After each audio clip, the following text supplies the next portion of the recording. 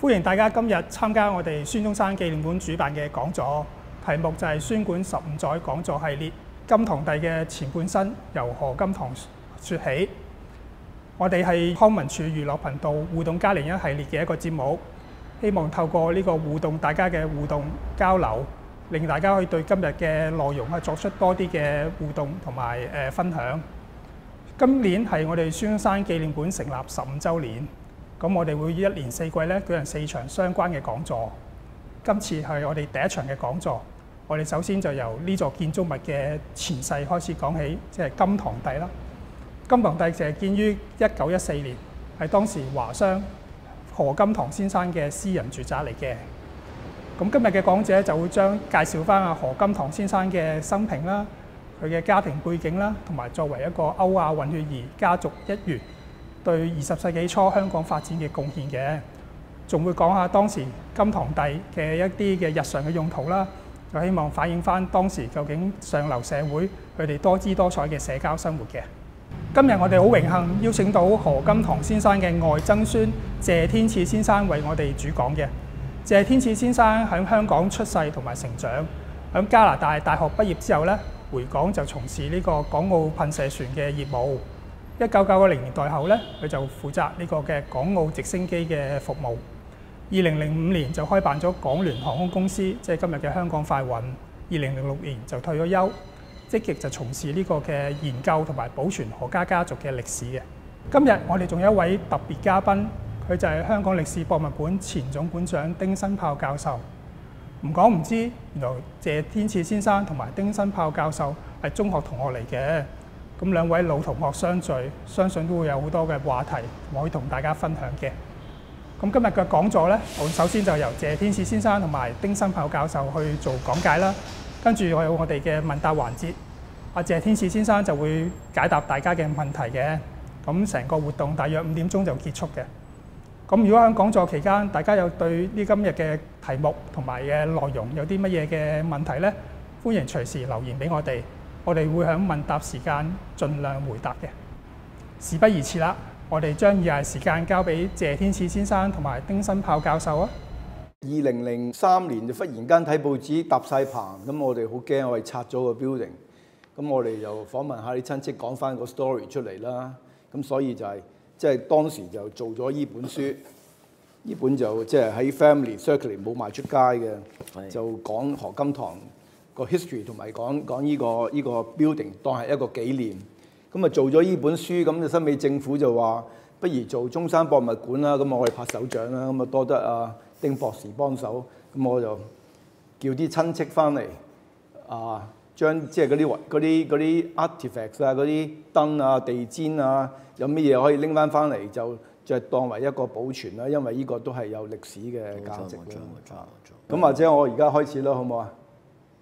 咁我依個 talk 咧就係講即係呢間屋金堂帝個屋主何金堂個生平同埋佢啲趣事。咁佢都喺依間屋住咗幾十年。咁我講講即係依間屋而家中山博物館。咁之前個歷史或者俾啲觀眾聽聽以前個歷史係點樣嘅。咁首先我要介紹我係邊個啦。咁點解我對依間屋咁熟啦？就係呢個係一個好簡單嘅 family chart， 我就喺下低中間嗰度。咁何金堂咧就係我爸爸個外公，我阿嫲咧就係何金堂個大女，即係大姑娘就好惡噶啦呢個。我媽媽咧個阿爺咧就係何福，何福咧同何金堂咧就係 half brothers 嚟嘅，因為大家都同埋個老母就唔同老豆嘅。何福個老豆咧就係猶太人嚟嘅，何金堂個老豆就係中國人，所以何金堂咧就係純粹中國人嚟嘅。咁但係佢因為喺個混血兒嘅家族咧，佢娶個老婆咧都係混血兒嚟嘅，即係我個太婆咧 Edith McClymont 咧，佢用個蘇格蘭名咧，就其實佢係都係一半係猶太人嚟嘅，係就咁樣開始嘅。咁就因為我爸爸都喺呢個金堂帝度住過幾年，所以即係我對呢呢個大廈咧就即係聽好多古仔，所以我而家可以講翻啲古仔出嚟。咁我今日呢個presentation 咧就係簡單講一講即係香港嘅混血兒嘅點樣嚟咧，就係由19世紀嘅香港講開，跟住我會講何金堂姓何呢個家族嘅背景，講講何金堂嘅興趣同生活嘅點滴啊。因為何金堂就係一個 Renaissance man， 即係火麒麟咁樣周身癮嘅，好多嘢都中意嘅。咁所以我一陣間我都會講一講佢嘅即係生活嘅點滴。咁亦都講講即係金堂帝個 theme， 即係講下呢個 building 度過嘅歲月嚇。咁好啦，講講19世紀啦。咁19世紀咧，就英國人咧就要同中國做生意，咁就最大嘅生意就係賣鴉片俾中國，咁啊同中國就買翻啲茶葉運去英國，呢個係一個最大嘅 trade， 咁亦都係唔係好 balance 嘅。咁因此為咗個 trade 咧，就做咗個鴉片戰爭出嚟，就攞咗香港做一個 trading port。咁我會講下香港作為一個 trading port 開頭係點樣咧？就係啲人嚟香港做生意，咁啲人嚟做生意，嗰啲唔帶老婆嚟嘅或者唔帶女朋友嚟嘅，咁佢哋都係要生活㗎，咁所以咧佢哋咧就有好多中國籍嘅女朋友。咁因為當時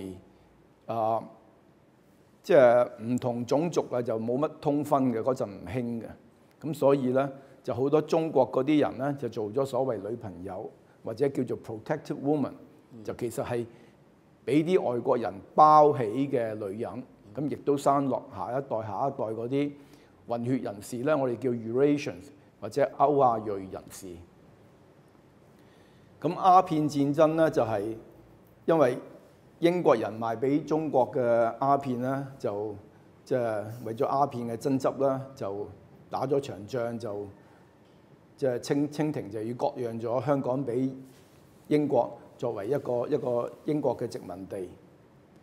咁喺香港當時嘅外籍人士咧，喂，唔好以為全部都係英國人喎，其實英國人唔係佔咁多嘅喎。我諗有1/3至到一半咧，我睇啲書咧，就喺由印度嚟跟啲英國人做生意嘅好多係猶太人 Parsis。咁猶太人係乜嘢咧？就猶太人大部分係中東啊，喺伊拉克走咗去印度 Bombay settle 咗嘅喺印度嘅猶太人，即係例如 Sassoon 啊、Kadoorie 啊嗰啲就係啲 Sephardic Jews。咁亦都有好多 Parsi 啊，我哋叫 Parsi。Parsi 係咩人嚟嘅咧？Parsi 咧就係喺伊朗嘅波斯人，就因為個宗教問題咧，佢哋係信拜火教嘅，即係或者叫做明教啦。就因為俾嗰啲回教嘅人趕咗出嚟，佢哋咧就去咗印度，就大部分喺 Bombay 個 area 咧就喺嗰度落籍。咁呢啲猶太人同 Parsis 咧做生意好叻嘅。咁呢個 British Empire 攞咗印度嗰陣咧，即係呢啲 Jews 同 Parsis 咧就拍住啲英國人做生意。咁亦都係因為佢好多錢啦，亦都係嗰啲英國人嘅 banker。咁你知英國人咧就冇死錯人嘅，英國佬做生意就唔使本嘅，因為點解咧？鴉片咧就要喺印度去auction 嘅，即係價高者得，咁就先至運嚟香港。咁來來去去一賣咧都要一段時間嘅，咁就要 tie up 好多錢嘅。咁所以嗰啲 Parsi 同嗰啲 Jews 咧，就其實係一個 banker 咧，去 finance 啲英國人啊 ，finance 怡和洋行啊，去運啲鴉片嚟香港，就再由香港運去內地。咁香港亦都有好多英國人啊、蘇格蘭人，咁亦都有啲亞美尼亞人啦，即係例如 Sir Paul Chater 就係香港置地公司嗰個 founder， 咁都係印度嚟嘅呢啲人。咁呢啲人喺香港啊，咁佢冇女朋友，咁都要生活㗎。咁就整下就佢哋唔係喺石塘咀，佢哋喺擺花街啊、結志街依個 area， 即係中上環嗰啲地方啦，就即係有好多女朋友嘅咁唔同國籍嘅外國人有唔同街，有花旗街啊，或者紅毛街啊咁樣樣。咁呢啲所謂女朋友咧，就其實係包起嘅女人啦。咁佢哋亦都即係生活係好隨便嘅，即係依個鬼佬走咗就揾第二個嚟包，因為冇家用啊嘛。咁所以咧有啲咧一個女人有唔同嘅男人都唔出奇嘅。咁變咗咧佢哋咧就下一代咧。就生咗好多呢啲 Eurasian community 啦，咁呢啲人就好陰公嘅喎，中國人又唔當你人，鬼佬又唔當你人，即係兩度都唔係人，咁就冇書讀，咁變咗政府當時咧就整咗個中央書院啦，就希望香港本土人士咧嗰個教育會好啲，咁整咗呢個中央書院咧，就好多中國人咧有錢嗰啲咧。就讀卜卜齋，佢就唔需要去讀呢個書館嘅，咁變咗呢個書館咧就大部分係啲歐亞裔人士去讀書，咁亦都有個好處喎 ，end up 佢哋中文又識，英文又識，咁就喺之後佢哋喺個社會成功咧，就因為呢個中央書院。咁當時咧嗰啲歐亞裔人士咧，亦都講，即係喺我哋個家族裏邊咧，即係亦都講一句説話咧，就叫做閒人頭。就好過跟鬼尾，即係個咩意思咧？即係閒人頭咧。如果我認做中國人咧，我好威喎，因為我識講中文啊嘛。哇！呢個鬼佬識講中文咁嘛，都係當你係即係好威嘅。但係如果我認做鬼佬咧，啲鬼佬當你唔係嘢嘅喎，佢唔會當你係自己人嘅喎。即係例如去到我係第四代嘅 Eurasians， 喂，我去到大陸過關，俾個身份證去睇，佢望幾望。你叫謝天賜啊？我話係啊，我用國語講，佢覺得你好叻嘅喎。咁啊，即係閒人頭就好過跟鬼尾。呢句真係從來未聽過。咁變咗，如果我認做鬼佬咧，即係大佬，即係我係做到最即係三等民族都唔出奇嘅嚇，就係咁解啊。所以叫閒人頭好過跟鬼尾。好特別。咁呢個就係當時嗰個中央書院啦。咁略介紹一下嚇。係咯，即係。咁到第二代啦，咁第二代嗰啲 Eurasians 點咧？你英國人又唔要你，啲中國人又睇唔起你，咁變咗佢哋嫁唔去嘅喎，男人又娶唔到喎，咁變咗咧，佢哋就通婚啦，就全部 intermarriage。咁咧，我哋有句説話咧，就河羅絲線菜，即係依5個 family 咧，就有女唔嫁出外，全部係 intermarriage 嘅。即係例如菜宅。有2個女就有個仔有個女就去咗何金堂嗰邊，咁有啲姓施嗰啲姓羅嗰啲咧就去咗河東嗰邊，咁全部都係大家 intermarriage 嘅。想有個問題係嗱，正話我發現咧嗱，即係譬如何金堂或者何東何福佢哋阿媽都姓施嘅。係。咁但係就變咗何金堂嘅太太又係姓施喎，但係冇關係嘅係咪？冇關係嘅。OK。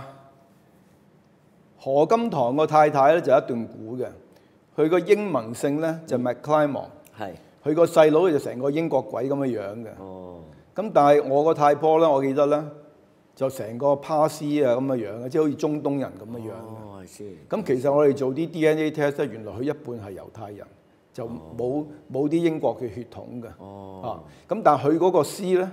就同另外個 family 就係有啲姓施嘅叫 Simon 啦，係啦 Simon 啦，係啦，就冇關係嘅。哦，冇關係。Simon 嗰啲都係 Jews 嚟嘅，嗰啲就係 German Jews。German Jews 嚇。姓冼咧就係英國人。嚇，咁但係姓冼嗰啲老婆咧好多咧就係 Parsis 嚟嘅 ，Parsis 嘅 Eurasians。哦，即係冼德芬啊。冼德芬個老婆嗰啲係 Parsis 嚟嘅嚇。咁或者我哋睇睇呢張相啦，呢張相咧就係第2個 generations 嘅 Eurasians 嘅女人。嗱，你睇到佢哋啲樣啦，即係佢哋啲樣同今日香港嘅 Eurasians 咧係唔同樣嘅喎。因為佢哋嗰啲 Eurasians 嗰啲 blood 就全部係猶太同 Parsis 嘅。即係歐洲嘅血統係唔係咁多嘅。係。咁你睇到佢哋咧着衫都好靚，着唐裝衫。咁但係戴西方嘅首飾、西方嘅手袋嘅喎，即係着啲鞋都好嗱，着高踭鞋嘅喎，唔係着中式鞋嘅喎。即係中西合璧。呢個就中西合璧啦。係啊。咁嗱，我哋再睇睇當時嗰啲女人係點咧？呢個係第二代 Eurasians 嘅女人。咁嗱，你睇中間嗰個咧，呢個就叫做 Lucy Anderson， 佢個女咧你都識嘅 Joyce Simon。哦，就係 DGS 個校長。西門士夫人做過立法局議員嘅。係啦，你睇下佢嗰啲鞋咧，佢嗰對鞋個踭喺中間嘅，即係呢啲 typical 清朝嘅鞋。係啊，佢仲係着呢啲。着嗰啲衫啊，全部係針子媽自己做嘅嚇。哦。咁嗱，呢個成個鬼婆咁嘅樣，但係着中國衫嘅，真係好特別啊！個感覺好特別啊。係啊。咁好啦，咁啊講完啲 Eurasian， 咁我特別講下姓何嗰個 family 啦。咁何嘅 family 咧就其實 start with 呢個司提。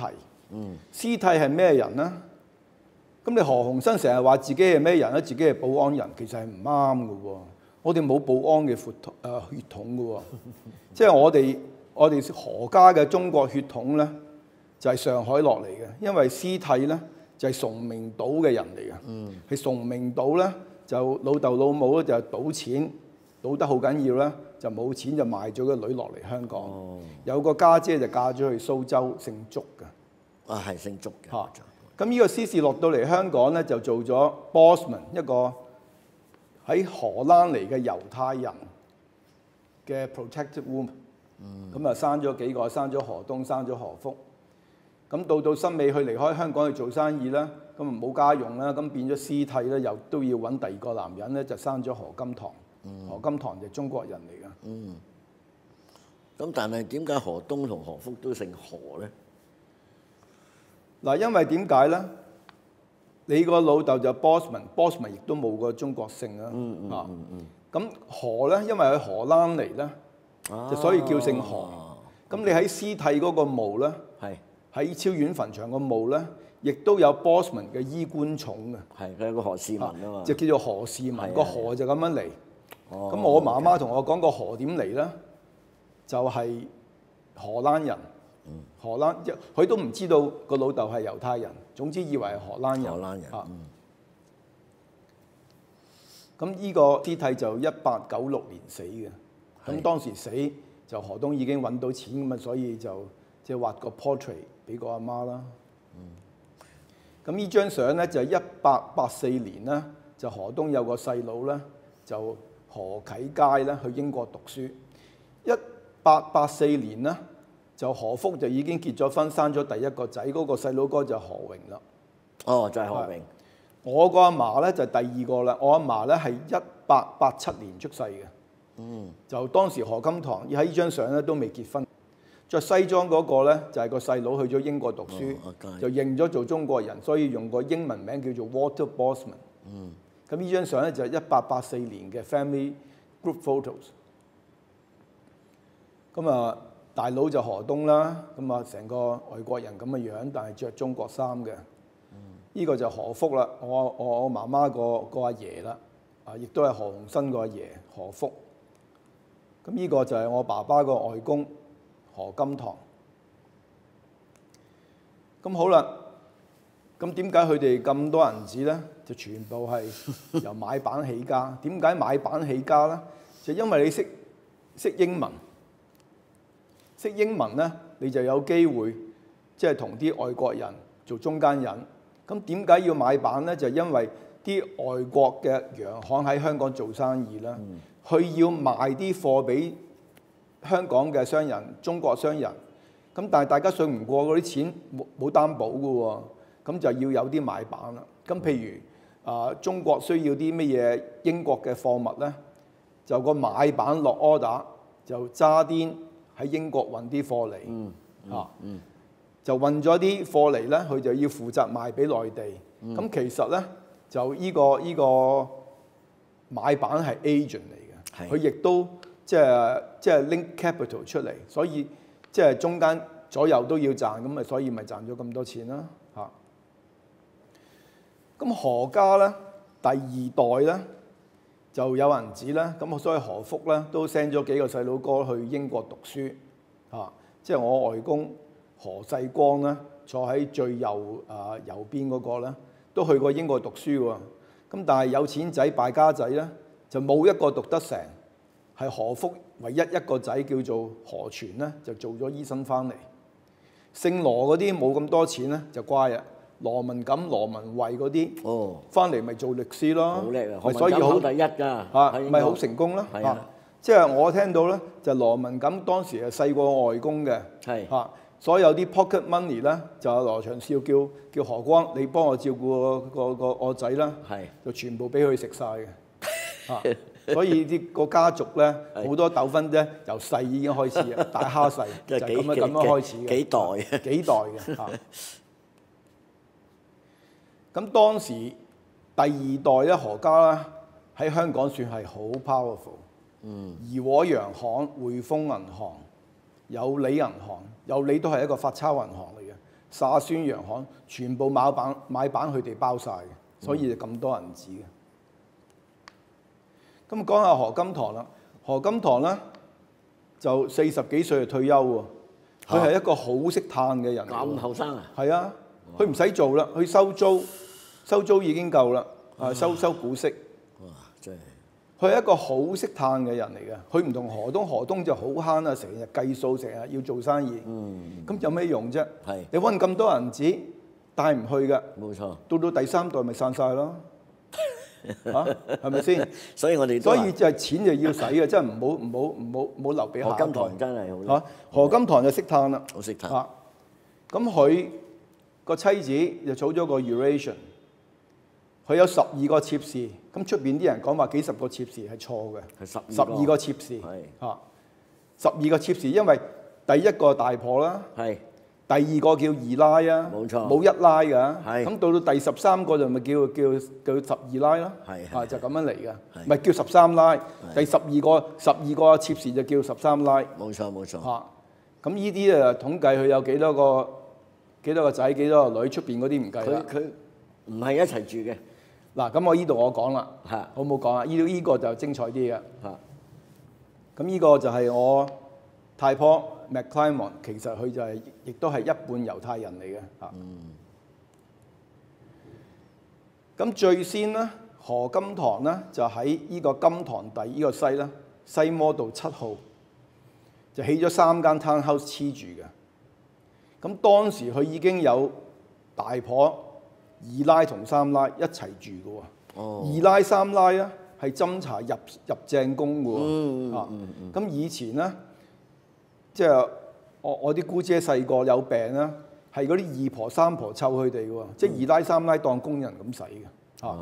咁呢張相咧就何金堂就喺呢度住嘅。但係二奶三奶就全部係華人嚟㗎啦，即係華人嚟㗎啦，係啦。咁嗱，你呢張相咧，你睇到個花園咧，有個細佬哥同有個女人啦，放大啦。咁我相信呢個咧就係我爸爸嚟㗎。呢張相應該係1906年咁上下啦。我爸爸1903年嘅。咁喺呢個舊嘅金堂第呢個字咧，當時佢哋嘅生活就係咁樣樣嘅。咁你睇到佢哋即係最高嗰個企喺度嗰個咧，就係我個阿嫲嚟嘅。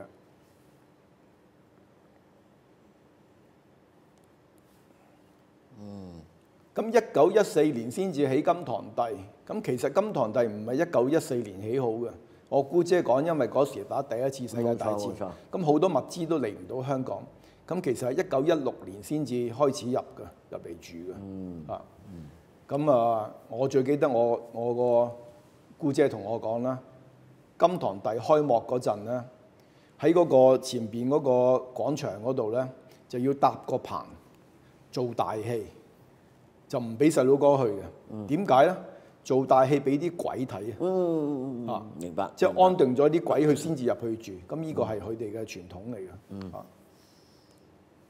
好啦，咁金堂第起咗咁多錢，加上何金堂就發咗達啦，發咗達佢就好多女人啦。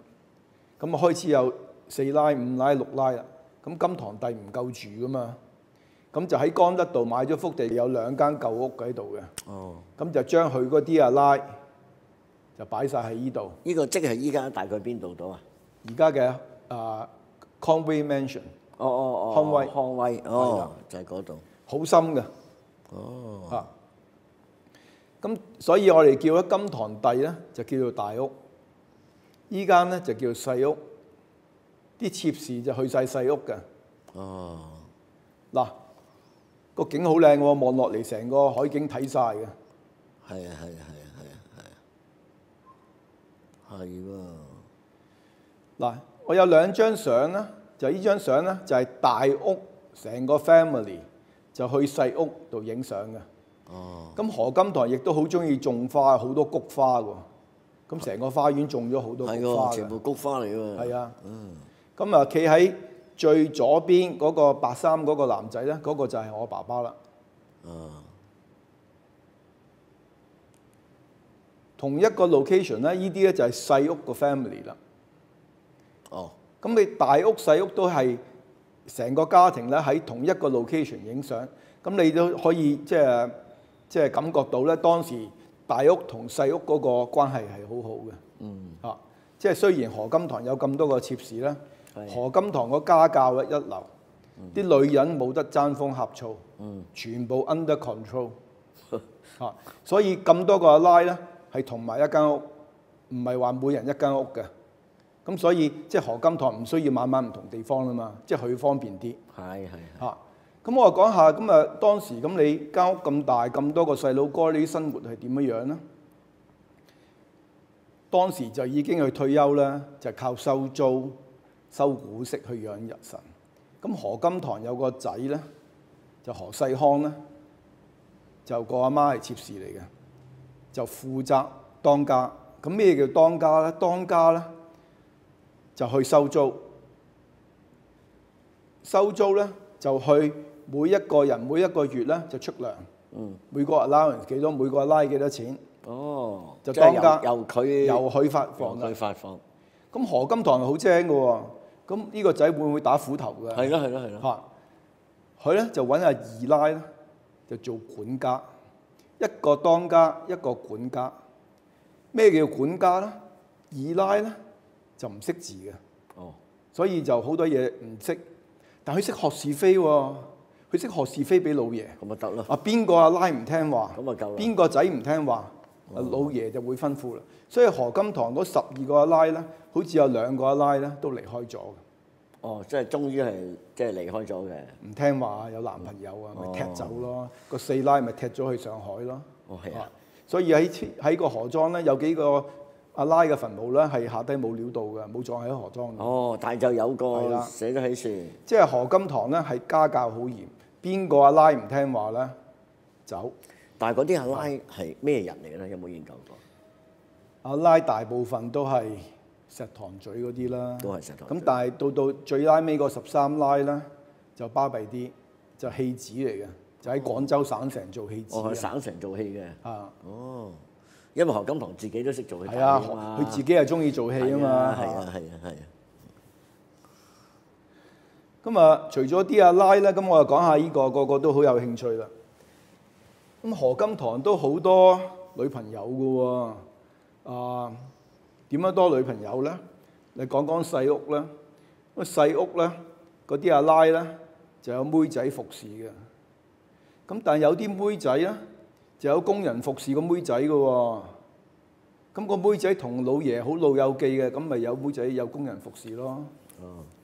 咁佢喺上海咧，就成日去上海做生意嘅。佢上海都有個女朋友嘅。個女朋友咧就有可能咧係同河東個姓張嗰個張太咧係有少少親戚關係，都唔出奇。我哋唔係好清楚，但係何金堂喺上海個女朋友咧，張瓊仙咧，即係依張相嘅右上角啦，就喺河東嘅住宅喺上海西摩道嗰度影嘅。咁佢依個張連國依個張瓊仙啊，係張瓊仙咧就係佢個名啦。咁就同何金堂生咗2個女。咁第3個女咧就傳說咧就話 adopted。就叫做何愛如，就係呢個李小龍個阿媽。咁到底何愛如係咪係張瓊仙嘅 adopted daughter， 係攞翻嚟養嘅，抑或定係何金堂咧？我就咁諗，我大家都唔知。咁我個諗法就係你張瓊仙自己已經同老爺生咗2個女啦，你點會咁得閒去 adopt 多個女啦？唔係好合邏輯，唔合邏輯。咁啊，梗係呢個女老爺捧翻嚟叫你養嘅。咁我相信就係老爺捧呢個將何愛瑜出翻嚟，叫阿張瓊仙養大。即係何愛瑜其實又係出邊嘅女人生嘅，都唔出奇，冇人知。呢個可能性好大。咁何愛瑜咧就心尾咧就落咗嚟香港，咁就細屋咧就驚啊，唔敢住，咁多女人點住細屋啦？何東招呼佢卒之咧，何愛瑜咧就跟阿張太咧住喺何東花園，住喺山頂嘅。何佐芝同我講咧，就係1930幾年啦，阿張太去咗遊埠啦，呢個何愛瑜咧就帶埋個妹仔叫秋瑜，有個妹仔叫秋瑜咧，一齊走佬就跟阿李海泉嘅。That was the story。就去咗美國。阿李小龍出世嗰陣咧，喺三藩市出嘅世。佢個滿月酒咧，阿何佐芝咧都喺度嘅。何佐芝咧就代表何家。George Ho 成日同我講啦，就係李小龍賴尿咧，就賴濕咗佢條褲。哇！呢個所以呢個何家同呢個李小龍個家族嘅關係咧，其實係好 close 嘅。咁但係 details 咧就即係冇法子啦。就好多人都唔知嘅。何佐芝講翻俾你聽。何佐芝講翻俾我聽嘅。咁亦都有好多 story 咧，就係呢個張瓊仙有個外孫喺中國姓黃嘅，就跟阿何鴻章做嘢，咁佢又講好多 story 俾我聽，所以我就知咁多嘢。翻翻轉頭又跟翻何鴻章做嘢。好啦，咁我哋繼續講啦。咁講少少何金堂都做好多善事㗎，即係最明顯就係呢個喺花園道嘅 Helena May。就係俾英國嘅單身女人住嘅，呢個就係何金堂同埋 Kaduri 咧，係捐出嚟俾政府嘅。咁但係即係都唔會死錯人㗎，捐完咪有個 OBE 咯，就係咁嚟啦。當然啦，必然。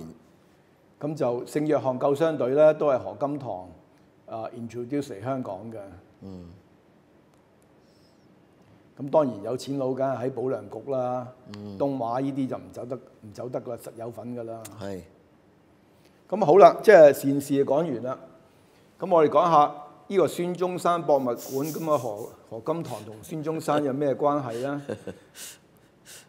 佢哋其實係 contemporary， 同一個年代嘅人。大家同一年出世。係啊，1866。大家都喺中央書院。大家都喺中央書院。咁何金堂有 finance 嗰個辛亥革命。有啊。有，何東都有，一定有，個個有錢佬都有。何東我知道有。我睇過《辛亥革命回憶錄》裏邊提到。我訪問我啲親戚咧，即係嗰啲姑婆咧，就孫中山有個花名，叫做孫大炮。係呢個大家。點解叫孫大炮咧？哇！次磅完水都革命唔成功嘅。係啊，佢10次都失敗啊嘛。咁依個係乜嘢嚟嘅咧？依個女人咧就係13奶。13奶我係咪啱啱講咗啦？蘇醒群啦，就喺省城做戲子嘅。就跟阿何金堂嘅。佢10幾歲嗰陣咧，辛亥革命咧，佢已經係同盟黨嚟喎，即係依個同盟會就幫孫中山搞革命啦，喺香港運軍火去大陸嘅。即係將啲槍械咧就擺落啲棺材度，就運去內地。咁佢即係去革命，佢都有份啦。同盟會會員啦，唔簡單喎。咁呢個係阿孫科啦，孫中山個仔。咁講翻我阿爺謝家寶咧，當時30年代咧就好中意影相，亦都影電影16米厘嘅黑白嘅菲林。咁我就即係而家撮咗好多呢啲做咗 video， 亦都發現裏邊有好多精彩嘅鏡頭。咁其中呢一個咧就係孫科。孫科同我爸爸一齊嘅。即係喺嚟何金堂作客。係啊，呢個就係嚟，呢個未必係金堂弟。但係咧就呢個就呢個孫科就曾經做過廣州市長嘅。咁而家打煲呔呢個就係我爸爸啦。呢個你爸爸。哦，你爸爸係1903出世。我爸爸係1903嘅。哦，哇，好早喎！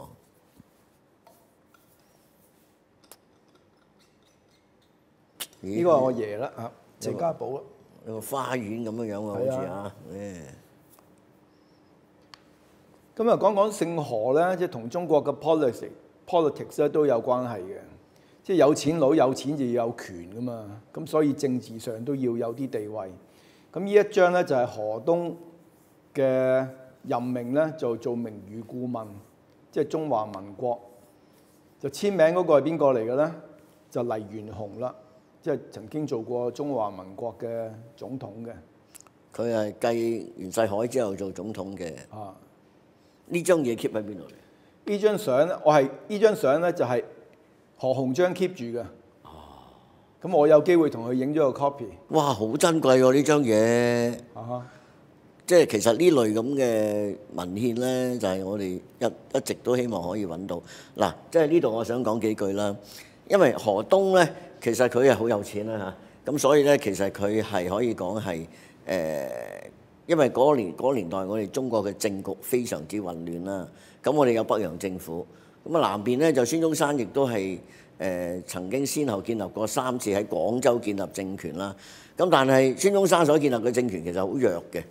即係當然啦，後尾北伐成功呢個真係係後話啦。咁但係其實香港政府咧，即係英國政府承認嘅咧係北洋政府。喺咁嘅背景底下咧，所以其實香港好多商人咧就同北洋政府打交道嘅，無論係同啲官啊，同北邊嗰啲商人啊。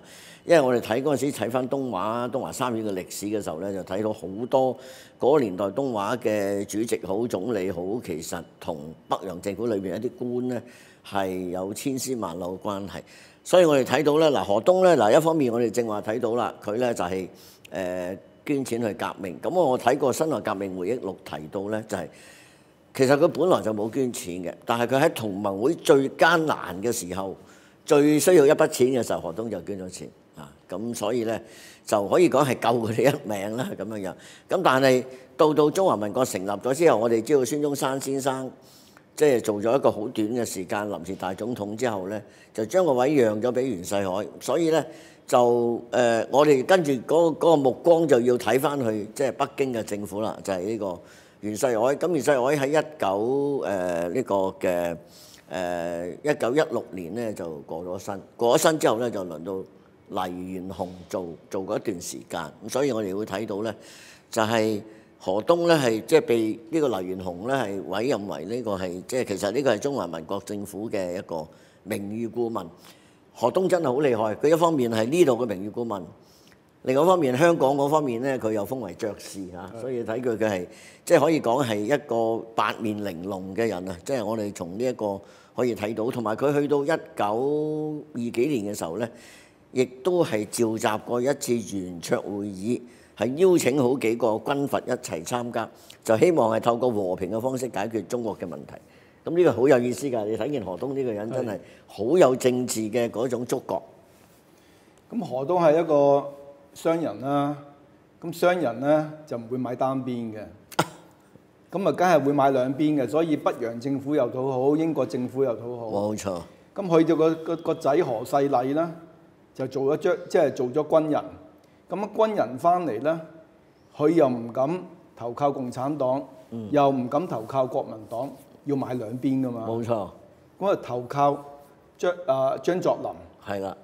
咁就好唔好彩，張作霖咧就炸死咗。咁個仔張學良咧就冇幾耐咧就投靠國民黨。咁所以何世禮咧就做咗國民黨嘅將軍。就個歷史就係咁樣嚟嘅。冇錯冇錯。哇！呢個年紀好大咯喎。係啦，呢個係臨死嗰幾年㗎啦。哦，係啊。我最初就覺得好奇怪，就係點解何東咁有錢嘅人會俾個仔去當兵咧咁？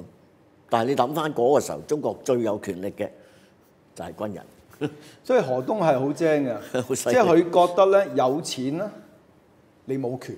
冇錯。你有兵，你先至有權。冇錯。你想 send 個仔黃埔軍校就唔收你，你係混血兒，冇錯。所以 send 個仔去英國去法國學做兵，係啦，就係咁解嘅。係啦。咁講翻何家咧，就其實到第三代何鴻章咧，對中國咧嗰個 politics 咧都好有關係嘅。佢同中國啲內地嗰啲領導人咧都有一個即係溝通。咁好多時作為香港即係中國同美國嘅橋梁咧，何鴻章都做咗好多功夫㗎。係。佢一口流利上海話，佢喺上海大㗎嘛。哇！佢上海話。上海大㗎，所以同即係朱鎔基嗰啲好 close 㗎。哦。佢點解會喺上海大嘅咧？因為點解咧？講翻佢點解喺上海大咧？佢爸爸何世儉咧，就1924年去咗英國讀書，London School of Economics，就唔聽話，就同屋企個工人結咗婚，靜靜雞結咗婚。哎呀，個老豆咪 call 撈嘢啦，咁有可能呢個都係個老豆個女朋友。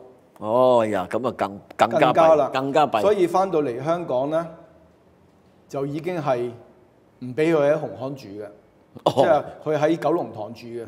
即係我記得我阿嫲話探何世儉啦，屋企凳坐都冇得坐嘅，冇錢嘅。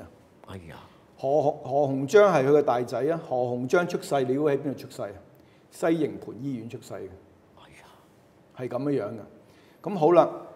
當時有個職位咧，何世卓咧就忽然間死咗。何世卓咧就喺匯豐銀行做幫買辦，個買辦就何東個大仔何榮。咁呢個位咧就 Lady Clara 咧就話不如俾何世儉做啦。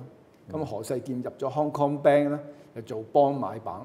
所以你今日喺匯豐銀行地下咧睇到啲舊相啦，你會見到嗰個 Comprador Office 咧。何世儉有張相咧，就擺咗喺 Hong Kong Bank 而家嗰個地下嗰個展覽嗰度。哦，係咩？嗰個就係何世儉。啊，冇留意到添。咁但係好景就不長，何世儉咧就人工好低，200蚊人工。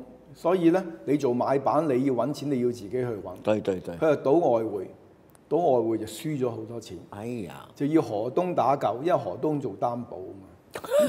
何東就 call 撈嘢，咁就 send 咗佢去 Exile， 就去上海。哦，咁變咗1926年啦，即係何鴻章出世咗冇幾耐啦，就去咗上海。所以咧跟住嗰幾個咧就全部係上海出世嘅。哦，即係何鴻興啊嗰啲都。何鴻興嗰啲係上海出世嘅，佢哋講上海話嘅。講上海話嘅。啊，有段咁嘅估。係啊。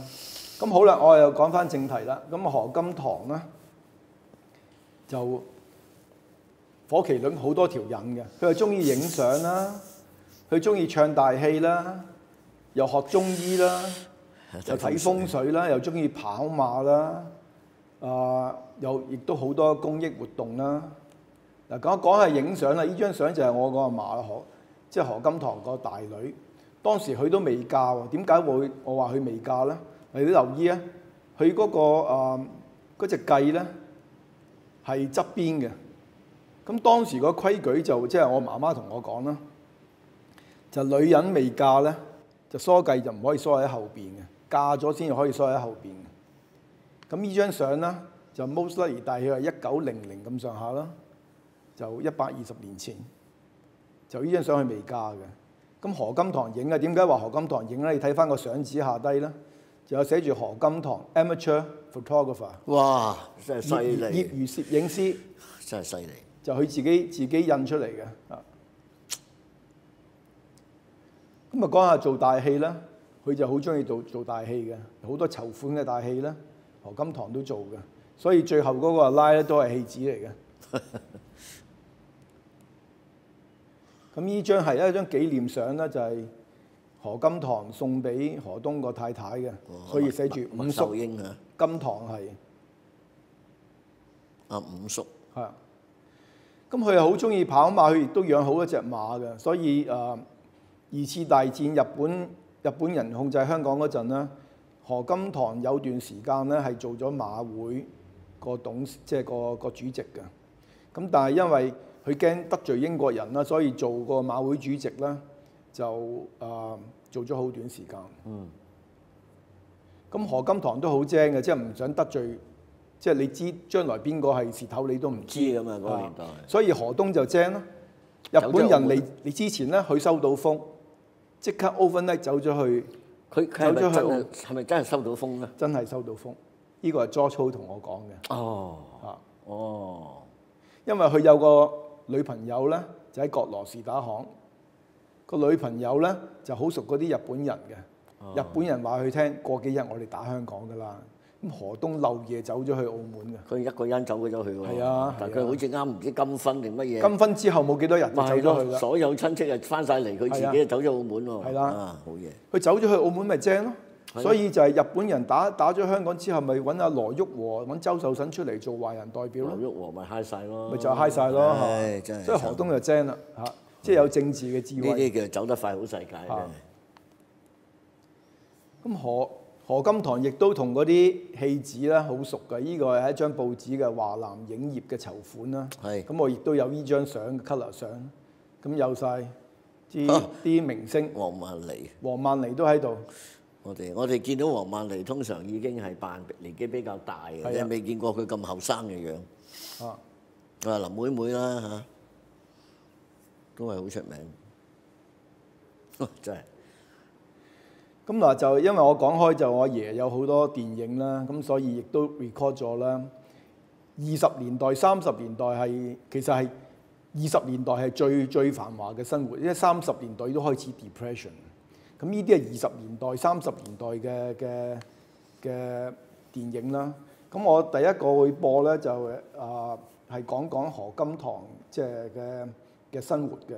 咁有去喺金堂第行出嚟啊，有去喺金堂第招呼朋友，同埋有去跑馬，隻馬贏咗拉碼頭啊。咁我哋睇呢個簡單嘅片段啦。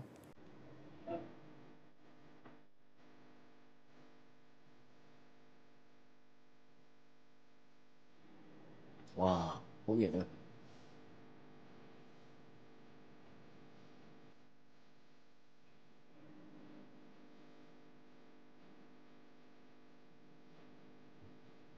係何金堂帶馬啦。哇，拉頭馬。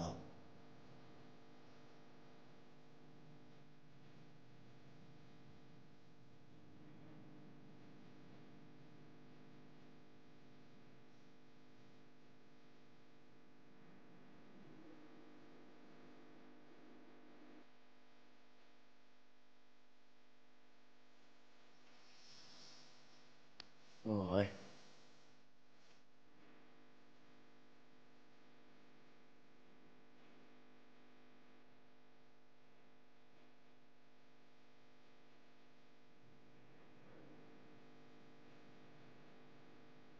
哇！有幅咁嘅嘢上，去到邊啊？呢幅嘢？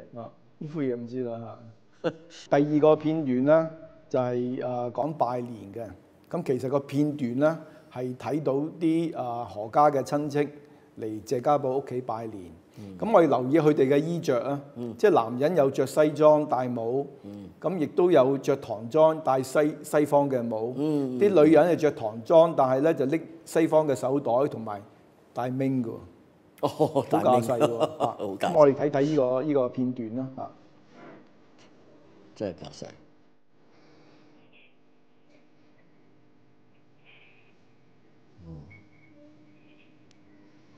哇！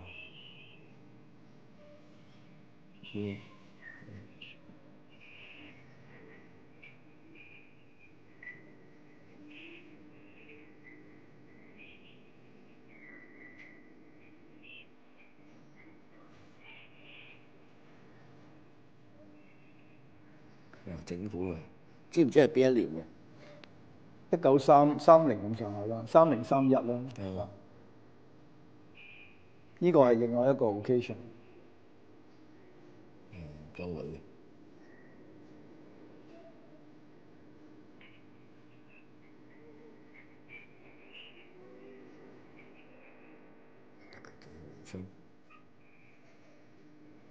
認唔認得晒啲人啊？我認得大部分。呢個就係何福個太太同埋何東一齊。咁當時佢都係寡婦嚟㗎啦。呢個就何東夫人麥太。係啦，麥秀咁喺左邊嗰個後生女咧就係何世禮太太，中間嗰個係我姑姐嚟嘅，呢個何世禮嘅太太。哦，呢個何世禮嘅太太，姓洪噶嘛？姓洪嘅係啊。係咯。好啦，咁啊講下即係有上人，亦都有下人啦。咁啲工人係點樣樣咧？我哋睇下啲工人嘅片段啦。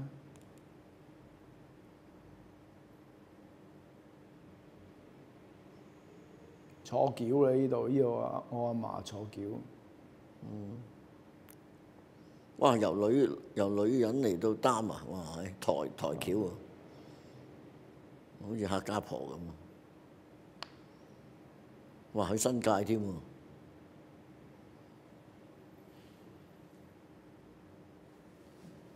哇！啲馬姐嚇。有啲馬姐全部係白衫黑褲嘅，大部分都係順德落嚟嘅，梳條長辮咁樣。全部順德馬姐。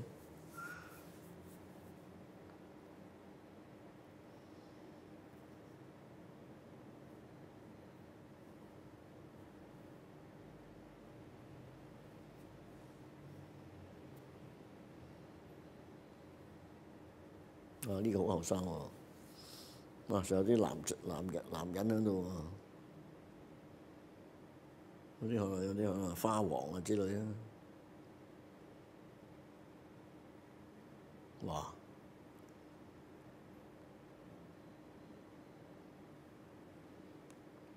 好啦，咁講下啲上人有咩節目咧？夏天就去游水啦。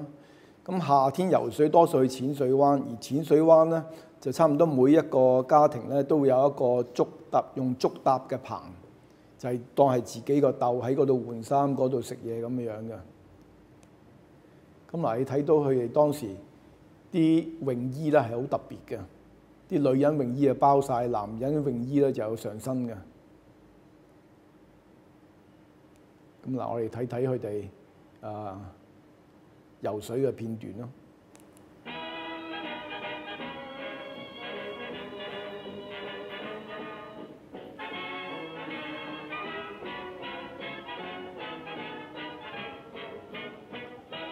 咦？嗰邊好似仲未有漁東船別墅喎。未？呢個我爸爸嚟嘅。哦，呢個你爸爸。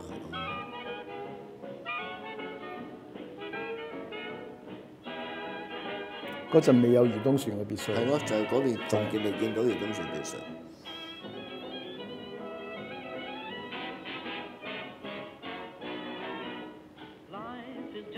咁樣洗身啊！真係特別，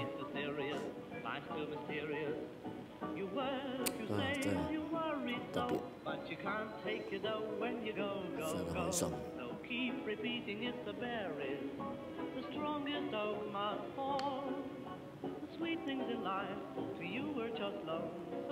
飲汽水啊！依個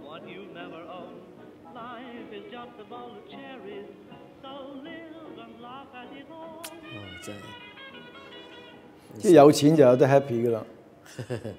真係。咁啊，講翻呢度咧，即係20年代差唔多美國嘅 Great Gatsby 嘅年代。咁呢度睇下佢哋唱歌跳舞啦。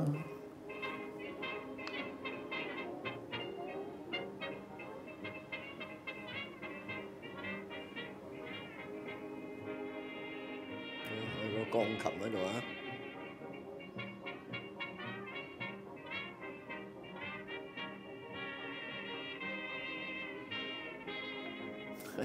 真係好閪過癮。嗰個邊個嚟㗎？呢個男人？呢個係我姑姐嚟嘅。哦，你姑姐。呢個梁德基醫生。邊個？戴眼鏡嗰個，呢個。哦。又係大馬主嚟㗎喎。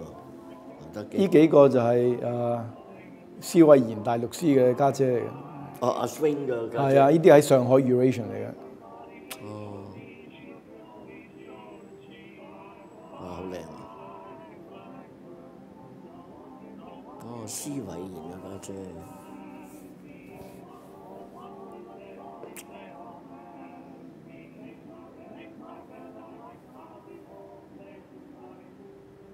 真係有錢啊！真係唔同啊！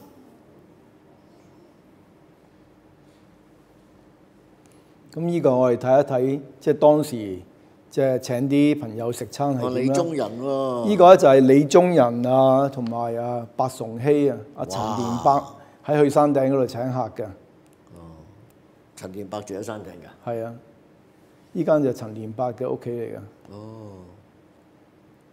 呢個係李宗仁啦。哇，不得了啦！第4集團軍嘅總司令啊。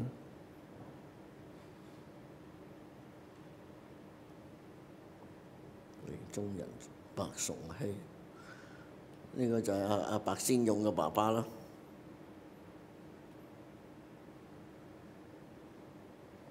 嗱，你留意到佢哋中西合璧嘅，即係飲湯就係用中國嘅餐具，飲酒就用外國嘅。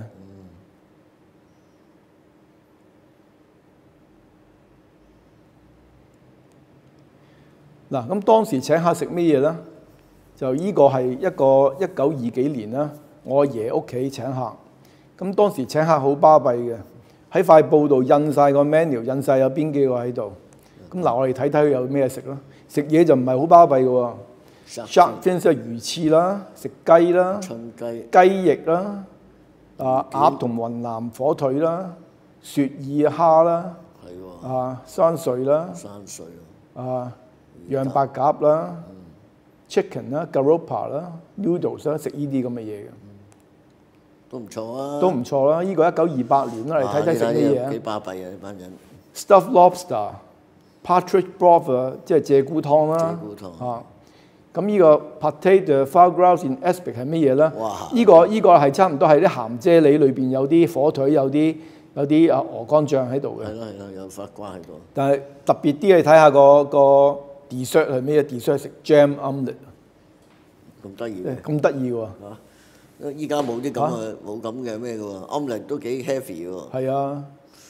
咁嗱，當時有邊幾個喺度啊？周壽臣啦，馮平山啦，郭少樓啦嚇。哇！呢度有幾個李冠春啦，李志芳啦，係咯。即係李國寶個阿爺咪李冠春啦嚇。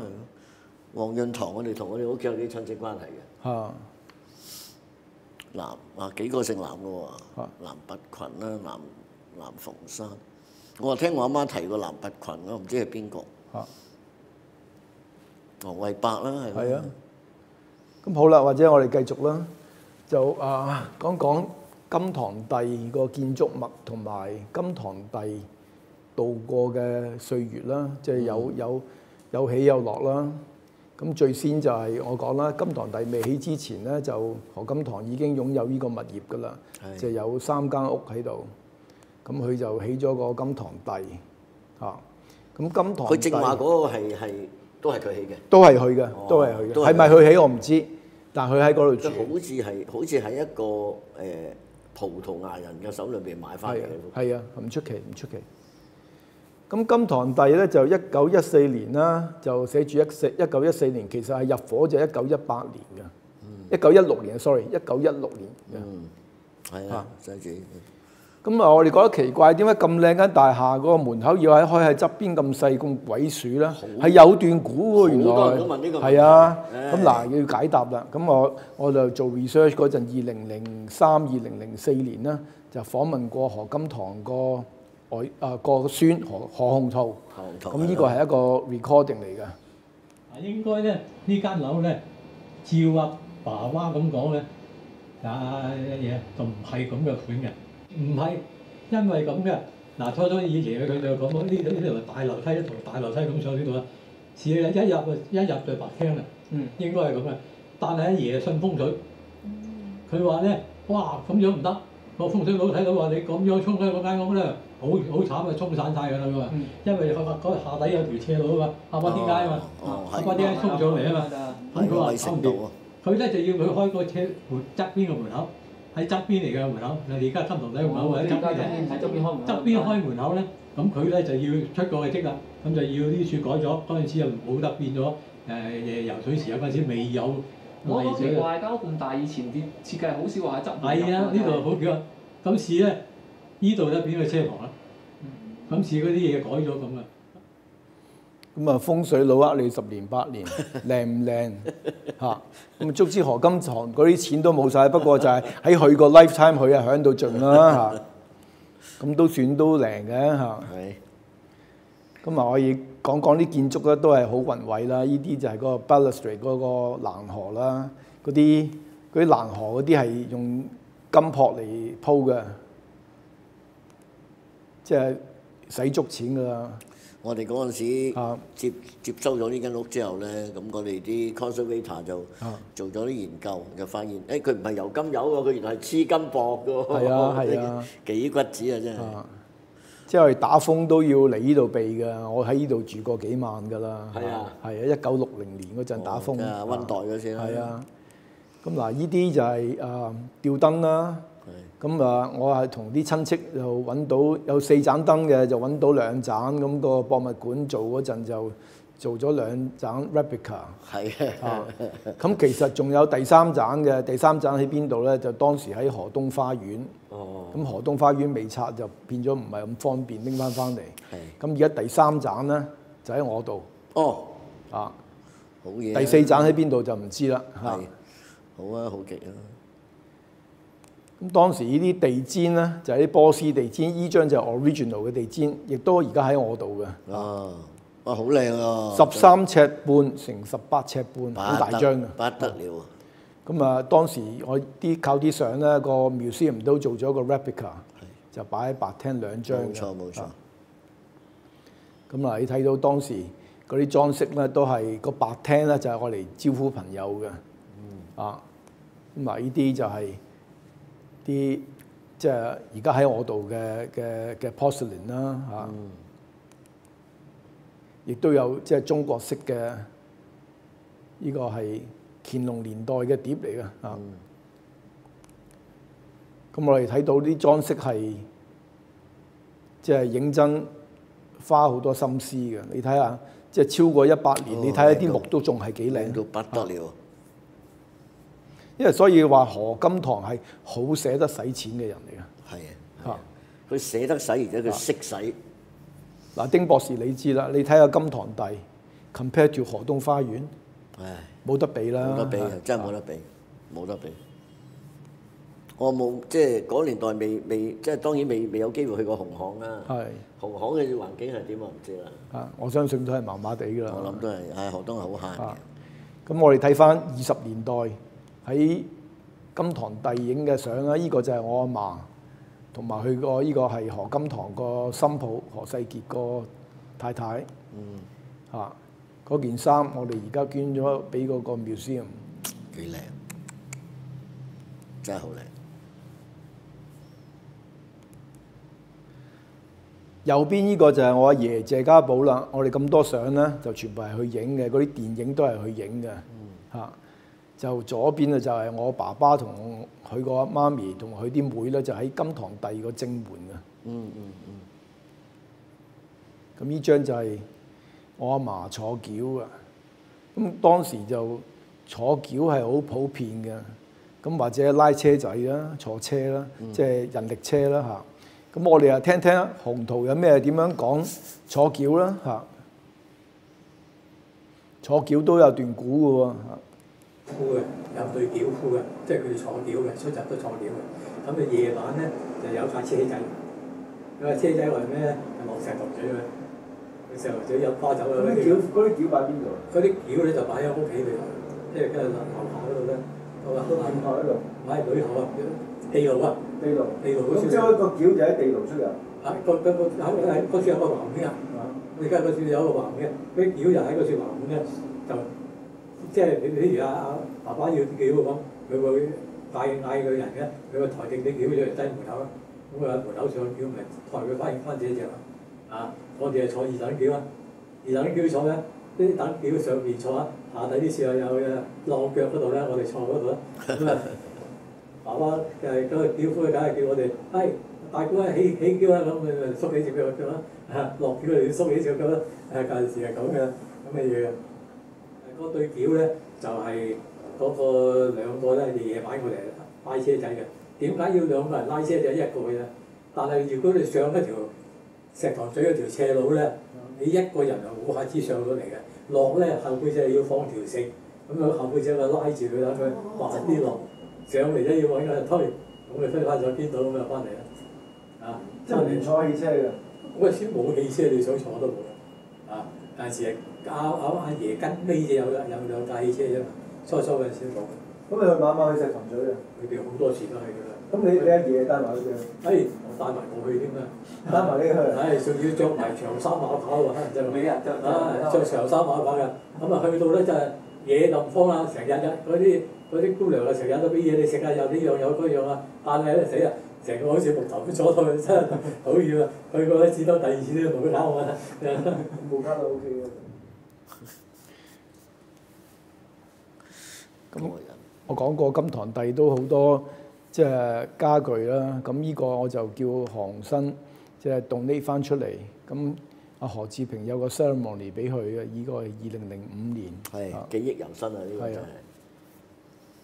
亦好高興能夠參與呢次文物遺產保護嘅工作，將一幅珍藏多年嘅雲石屏風無償捐贈翻俾博物館。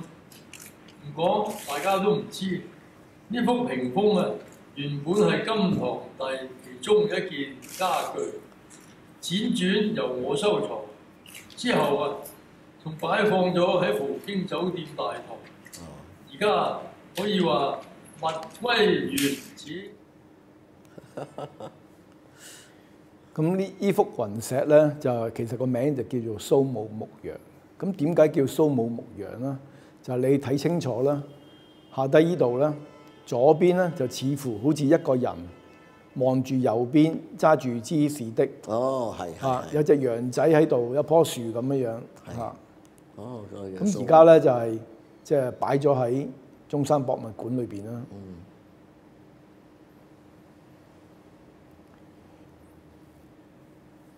原本咧就應該擺喺對住個樓梯嘅。哦。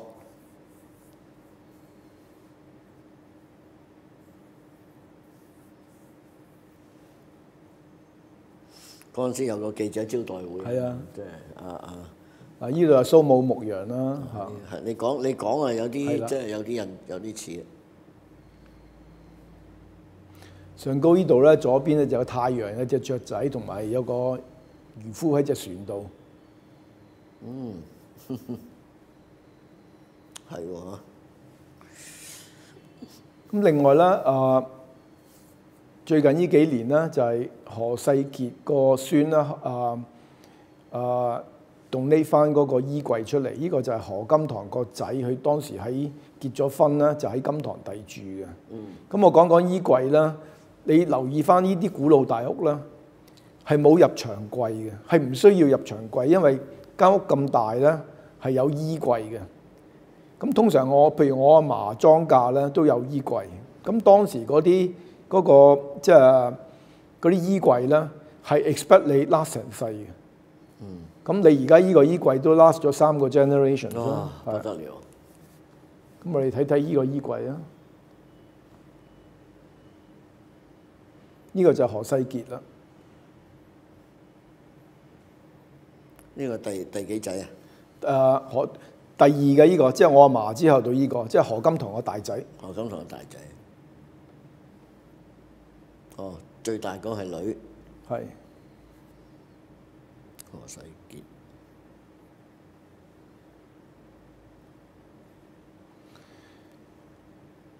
咁或者我哋影埋呢個片段啦，呢個就1935年啦，就英國King George V 啦，就銀禧紀念。咁香港都就有好多慶祝活動。咁我阿爺謝家寶咧，就同埋何金堂一齊負責籌辦。咁點知當時咧，何金堂有個汽車嘅 accident 啦，就整親隻腳。咁整親隻腳咧就唔可以去督憲府睇舞龍。係。咁當時俾面去咧，嗰條龍咧就嚟咗金堂帝前邊嗰度去冇俾個老爺睇。哦，真係犀利。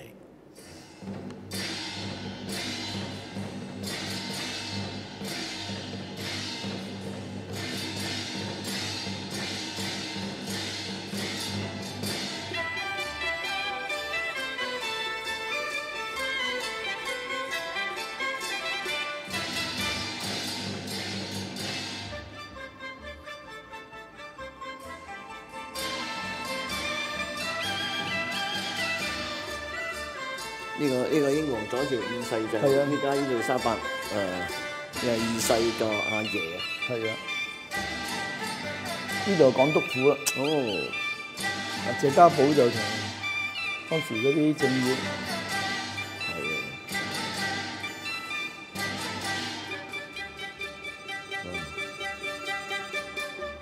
好大條龍喎！呢條龍好威喎，我講解俾你聽啊！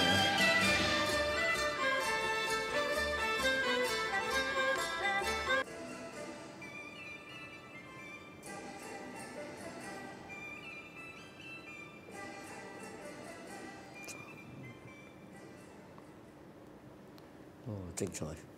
咁啊，好嘅時光過晒啦，咁啊講下啲唔開心嘅嘢啦。第二次世界大戰，咁第二次世界大戰咧，就好多混血兒咧都參加做呢個義勇軍。咁我好多親戚都做義勇軍，亦都死咗好多個。咁當時咧就香港有好多防空洞嘅，咁就有一個叫即係防空救護員 ARP 咧，就負責維持秩序嘅。就當時咧，佢就用咗金堂第個 basement 做 headquarter。咁何鴻燊咧都喺度做過嘅。咁我哋聽聽佢點樣講啊？地牢我住15日嘅，我嗰陣時做人空救護員，3次。你都睇咯。個女仔打電話999，叫10次車，叫警車。我哋呢度啊，煙到過少少啊，都中個彈啊！成間咁咗好幾萬間嚟㗎嘛，我哋真係好清楚㗎。如果我啲大佬咧就死晒，因為我啲大佬咧兩個都做呢個義勇軍，所有我啲親戚啊，我睇死咗20個都唔止，義勇軍嘅全軍覆沒死晒。咁係我哋啲掛住傾偈，渣渣地地話拎唔起支槍，咁就反而攞翻條命。我當時好瘦嘅，衫都冇得換，15日夜，直至到咧督憲府嗰陣就死支白旗，我哋開心啊！嗰陣掉晒啲制服，唔掉唔得喎。而家出街着制服咪拉你去赤船。我哋嗰陣時，佢嗰啲日本啊好嚴重。真係一贏咗嗰支白旗攞保鏢幾個鐘啊，已經啲站崗有晒啲憲兵，啲憲兵啊逐個指住晒睇手身，手完晒身，望望我，少少喺度樣，而家係打個仗，望打仗，咁你寫中文好啊，你中文寫啊，好緊張。咁好啦，日本仔佔領香港啦，佢係曾經想攞呢個金堂第做 headquarter。咁金堂第當時住咗300人嘅，我爸爸話，即係好多親戚都喺呢度避難。咁有一個 silver box 一個煙盒咧，就救咗呢個 building。咁啊個 story 係乜嘢咧？就何金堂個女婿謝家寶，即係我阿爺啦，就曾經做過日本遊船公司個買辦，做到3-4年，佢就冇做啦。咁但係之前1920幾年啦，好似有個日本嘅皇族嘅太子經過香港咧，就我阿爺招呼過去，咁佢就送咗個煙盒俾我阿爺。個煙盒上高金色嗰個菊花嗰個咧，就係一個日本皇族嘅 crest 嚟嘅。咁當時日本仔入嚟敲門要攞金堂第咧，咁我爸爸就 show 個煙仔盒俾佢。咁嗰個軍官一見到個煙仔盒咧，就即刻沙冧見禮。咁就以後咧就唔敢鬥金堂第啦。咁金堂第咧就即係 save 咗啦。咁我哋即係而家依個煙仔盒咧就擺咗喺中山博物館嘅。咁我哋睇一睇呢個煙盒啦。好珍貴啊！咁亦都有個片段啦，就係我阿爺招呼啲日本人咧，就 show off 呢個盒㗎。你留意下中間嗰度。好啊。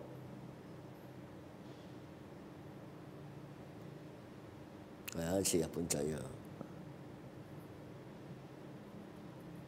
哦，係喎，攞個盒出嚟俾你睇喎。咁到打完仗啦，咁就因為何金堂咧就識做人啦，就馬會主席都唔做，就唔會得罪英國政府。咁變咗咧就有份被邀請咧去港督府去 witness 呢個日本仔投降。哦，係。咁你睇翻呢啲相啦，我哋睇翻啲相先至知嘅。何榮喺度，何金堂喺度，咁仲有另外一個中國人咧，就係周俊年嚇。係。呢個就係何金堂啦。哦，係喎，係喎，何金堂喺度喎。咁你政治正確咪 OK 咯嚇。好啦，咁啊講翻啦風水啦。咁何金堂咧就好信風水嘅。佢49歲就已經 retire。咁當時咧1897年咧，何東已經同英國政府攞咗幅地啦，就做混血兒嘅墳場。因為點解咧？即係當時咧又唔係人又唔係鬼，華人永遠墳場啦，就唔受理反。英國紅毛墳咧，亦都唔侵你反。咁所以何東咧就要同英國政府咧攞幅地，就做墳場。咁何東要威嘅，點解要超遠咧？佢話你華人永遠墳場係永遠啦，我要超遠，所以點解叫超遠墳場就咁解。咁到1915年咧，就再申請多啲地，再多啲地咧，就何金堂攞咗嚟做佢個私家墳場。哦，呢個係1915嘅。呢個就1915年嘅 extension。哦。後邊嗰啲就超遠墳場。係。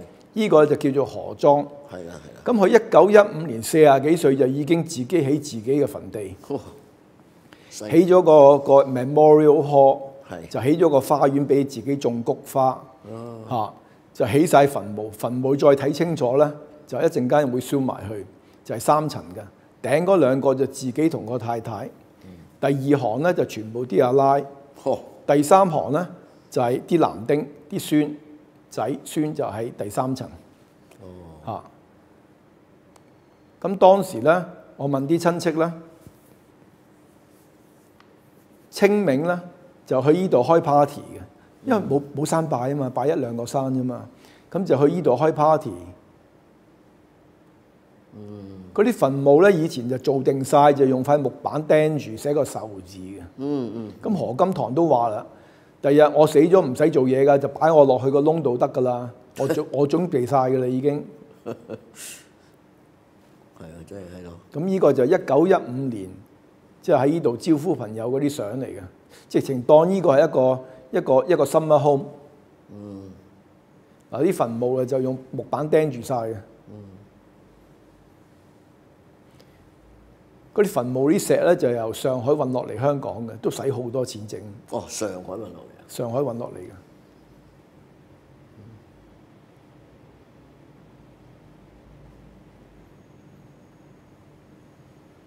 哦，呢個就已經係葬咗喺度㗎啦。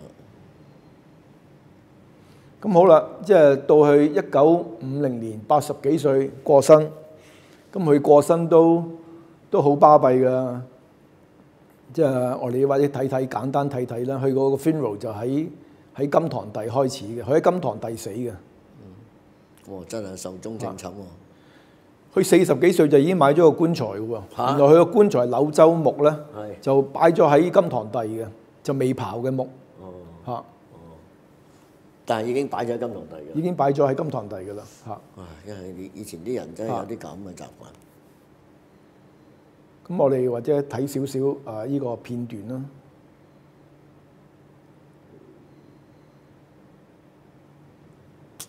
真係犀利，都80幾啦嚇。80幾。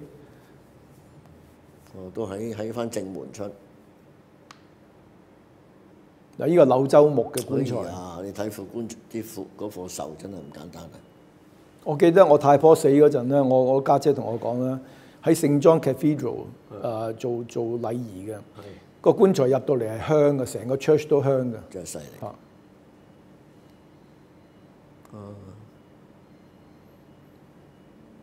咁就呢啲係聖約翰救傷隊嗰啲護士，就拖住個棺材車，就去到大學堂嗰度先至去公祭，即係行去大學堂。呢個係嗰啲儀仗隊嚟嘅。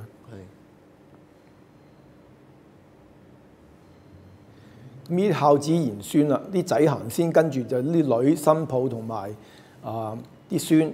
呢個白頭髮呢個就係我阿嫲嚟㗎啦。啊，仔行先啊！呢個我阿爺咧，嗰幾個就女婿嚟嘅。哦，潘南道啦，合一堂下低啦，呢個係一堂下低啦，呢度御苑啦，係啦，呢度御苑啦，呢個潘咸道啦，係啦，一路轉彎啦，一路轉彎。咁去到大學堂停低啦，咁啊公祭啦。哇！真係嗰個年代啊，隨時封咗條路喎。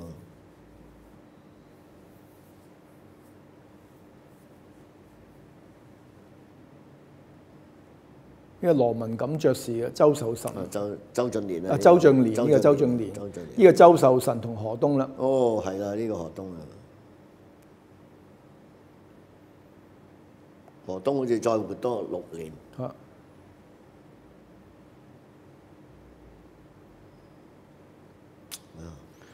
咁好啦，金堂帝咧就其實1916啦，至到1960啦，就何金堂個家族擁有。60年就即係輾轉就賣咗俾呢個 Mormon Church。咁到04年咧就政府收購，就保存復修。咁啊，亦都好多謝阿 Joseph 你做咗好多功夫搞呢個博物館。咁我哋都紀念金堂帝咧。就寫咗呢本書嚇，咁我哋即係睇睇而家個中山紀念館嗰啲相啦，即係埋尾。咁啊，好多謝阿 Bobby Lee 我哋個專業攝影師，即係呢個 presentation 佢幫我做㗎，呢啲相去影㗎幾靚啊！好靚！我啱有機會咧，先兩晚同阿何志平食晚飯，咁啊講起上嚟咧。佢就話：原來當年即係爭取買呢間建築物咧，中間都好多阻滯嘅，係唔容易嘅嚇。佢話政府裏邊都有人反對，咁所以即係講翻上嚟嚇，即係一樣嘢能夠成功咧，都係要即係解決好多困難。我哋其實好感激阿何志平嘅，因為其實佢一睇見呢間屋，佢已經覺得呢間屋隔離應該係保留做孫中山紀念館。唔該晒 Bobby， 唔該晒 Joseph。好，唔好客氣。咁嚟到而家我哋一個嘅問答環節，咁啊謝天使先生就會喺度解答大家嘅問題嘅。咁喺答問題之前，阿謝生有少少補充係嘛？唔係，首先我頭先講嘢太快，就講錯少少嘢，就講即係何金堂同孫中山嘅關係啦。咁其實何金堂即係第12個阿拉13拉啦，張聖群啦。佢10幾歲咧就加入同盟會嘅，咁佢點樣幫助個革命咧？就係佢將嗰啲軍火咧就藏喺嗰啲衣箱裏邊啊，即係裝衫嗰啲做戲裝衫嗰啲籠，譬如嗰啲fuse 啊或者子彈啦，就藏喺啲衫嘅裏邊，咁樣走入去大陸嘅。咁我講咗棺材，咁啊就唔 make sense， 即係做戲點會有棺材啫嚇？咁係呢樣嘢要 make correction 啦。OK， 好。咁我哋睇睇有啲觀眾啲咩問題先啦。咁就有一條就係話咧，有位就問就話頭先啲相裏邊啦，同埋啲坊間都好多啲舊相咁樣嘅。咁見到阿何東啊同埋何金堂，佢哋多數都係着長衫嘅。咁但係何福咧就多數着西裝，其實冇咩特別原因。有解嘅。何福咧就當時係做。即係替咗何東做怡和買辦啦，咁但係佢亦都有公職嘅。佢公職就係即係政府委佢任咗佢做嗰個立法局議員，咁變咗咧就要成日同即係喺立法局開會，咁或者因為咁嘅情形，所以佢中意着西裝。OK， 即係純粹係方便佢開會用嘅。OK， 好。咁另外咧就有一個就問啦。咁2次大戰嗰陣時咧，金堂帝都可以保存到，咁就點解後來佢哋去到60年咧，佢哋要賣咗金堂帝去咧反為？咩何金堂1950年死，就我個太婆就64年先至死，但係60、61咧就已經要即係要分家，即係要賣啦。就因為啲仔唔生性，敗家仔，即係尤其是有個仔就係即係將嗰啲古董啊偷去賣啊，即係已經唔掂啦，咁不如賣咗佢啦咁樣樣，就係咁解嘅啫。哦，明白。咁亦都有個 reason 就係間屋咧舊咧係需要好多錢去 maintain，咁個個都唔捨得拎錢出嚟 maintain 啦，咁咪亦都有個 reason 去賣啦。明白，係因為呢個都一個幾靚嘅大宅，咁如果真係要去維修啊、保養咧，都真係要花費唔少嘅。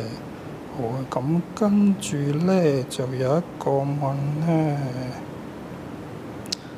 好，嗱有一個問就話金堂第呢個建築物就好靚啦，咁佢想知究竟邊個係個建築師咧？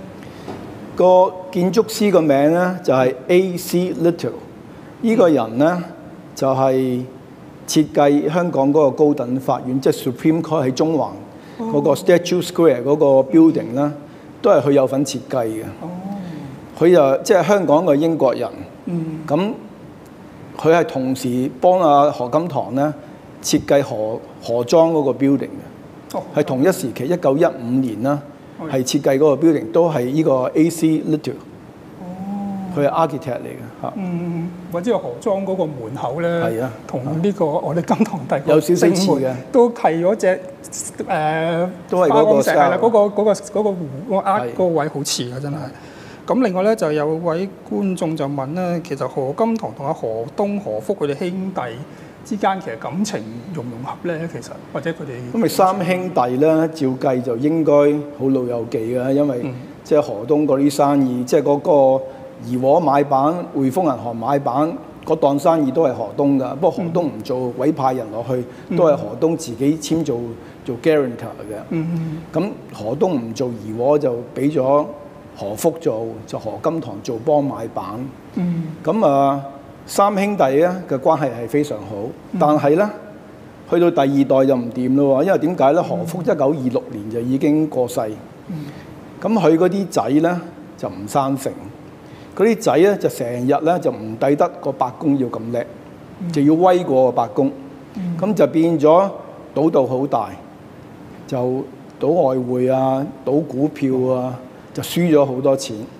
咁輸咗好多錢，因為何東做怡和嗰個擔保人啦，當時即係俾啲英國佬裝彈弓，本來每個人做 Comprador 啦，做買辦啦，何東係擔保5萬蚊嘅啫。咁但係到何福個仔何亮做嗰陣咧，就俾啲英國佬裝彈弓啦。就點樣裝彈弓咧？就個 Comprador Agreement 咧。就改到每一個 transaction 個 exposure 去到5萬蚊，就唔係 total 5萬蚊。咁何亮咧就好唔掂到咧就要自殺，吞槍自殺。1933年12月22號自殺嘅。咁啊之後咧，咁啊查數啦，就發覺話原來何東嗰個 exposure 咧，佢超過100萬。咁啊當時梗係搞咗好多年啦，呢個糾紛100萬係好大，足之係或者一半幾十萬咁樣啦。當時係天文數字咁樣啦，所以即係何東第二代咧就想即係同佢哋何福嗰邊就劃清楚。咁所以咧自己個姓咧就instead of姓何咧就姓 Ho 通，例如何世儉咧。就係 Ho-Tong， 咁但係到第三代啦，索性做鬼佬啦，就叫 Ho-Tong H-O-T-U-N-G 就一個字，中文就用翻一個字。咁但係何東嘅第二個仔咧，何世禮，中國人做將軍，咁點可以叫做 Ho-Tong 咧？所以繼續姓翻何，就係咁解嘅。明白嚇。OK， 好。咁我哋睇睇啦，仲有啲咩問題啦？因為今日都幾多問題問嘅，咁希望都盡量答得晒啦。咁就有一條就係話都幾得意嘅，有個問就係話點解何氏家族佢哋成員之間咧，其實平時係用廣東話多定係用英文溝通嘅咧？佢哋，因為我見你好多係歐亞混。我哋咧就個 mother tongue 咧就係廣東話。咁但係廣東話之中咧，亦都有好多詞語係用英文。咁因為我哋讀翻書咁冇法子啦。咁但係有啲就要用英文啦，因為例如 for example， 即係何世儉嗰家人喺上海大，佢哋講上海話嘅，啲廣東話係唔掂嘅，咁變咗我見到嗰啲 uncle 咪要講英文咯。即係我同何鴻章都要講英文嘅，我唔識講上海話啊嘛。咁佢識講廣東話，不過佢唔講啫。明白。好，咁就跟住有一個問就話何金堂先生其實個宗教係咩咧？何金堂咧，我相信佢係冇宗教嘅。咁但係何金堂嗰個 family， 我哋叫何五宅咧，大部分嘅後人咧就信咗基督教。咁點解咧？就因為何金堂個新抱咧，就即係何世華個太太 Simon 咧，佢嗰個細佬咧係做咗嗰個聖 John Cathedral 嘅牧師嘅。咁變咗，即係佢傳教咧，就變咗好多都變咗做基督教。即係何東臨死都俾佢勸咗做，即係洗咗禮做咗基督教。明白。好，咁跟住呢個可能都幾多人有興趣嘅，因為頭先都有講過啦。其實李小龍同何家嘅關係啦，咁呢個就有人問點解何金堂就好似冇照顧過李小龍同埋佢個何愛瑜咧咁。Yes and no，因為即係何愛瑜個媽媽張瓊仙咧，就喺上海住嘅。咁我知道喺虹口嗰邊咧都有好多間屋咧係寫咗佢個名嘅。咁亦都有大部分嘅時間，即係打仗嗰陣咧，佢咧就係喺河東嘅住宅咧，就係喺嗰個International Settlement 嗰個，即係西摩路457號，即係今日嘅陝西北路咧，就同何世儉一齊住嘅。咁當然而家何世儉有即係何金堂有出糧俾張瓊仙，就即係 via 何世儉咁樣樣。咁到張瓊仙落嚟香港，亦都係喺何東屋企住，或者喺何東個太太張太嘅屋企喺山頂住。咁你何金堂個女朋友又好，妾侍又好，喺個阿哥嗰度住，咁你估阿哥有冇收翻錢？梗係有收錢啦，係咪先？咁可以，所以話唔可以講話冇照顧嘅，係有照顧嘅。明白。好，咁跟住咧就有條問題就關於佢哋讀書嘅，咁因為何金堂先生就都喺中央書院讀過啦，咁佢就有個人就問究竟中央書院其實係咪男生先可以入啦？應該係啦。咁啲其他啲歐亞裔嘅女仔咁係咪冇書讀咧？或者如果係讀嘅，去邊度讀咧？咁我睇翻中央書院的確好似係冇女仔讀嘅。好多歐亞裔嘅女人咧係唔識字嘅。咁但係何福嗰個太太咧都係混血兒嚟嘅。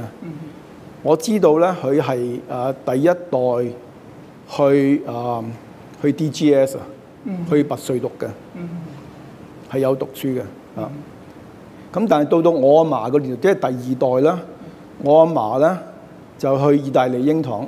意大利英堂係咩嘢咧？就即係今日嘅聖心，即係喺堅道，就以前叫意大利英堂嘅。